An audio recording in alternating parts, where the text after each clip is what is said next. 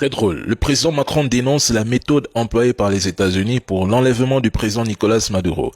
Il rappelle que la France soutient la souveraineté populaire, laquelle s'est exprimée en 2024. Par conséquent, celle qui, selon lui, a remporté l'élection présidentielle doit être installée au pouvoir.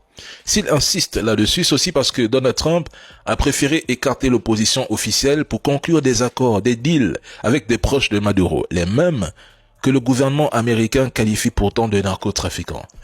Oui, c'est bien le monde dans lequel nous vivons. Il kidnappe un prétendu narco pour aller faire des deals avec ses proches et aussi qualifié de narco. Cherchez l'erreur.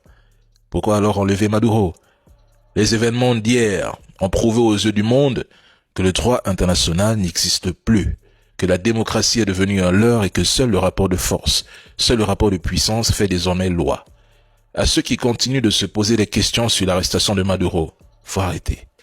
On vous explique que, même avec un an d'infiltration dans le pays, ni la CIA, ni les forces spéciales n'auraient jamais pu enlever Maduro sans la complicité d'une élite politique ou de militaires corrompus.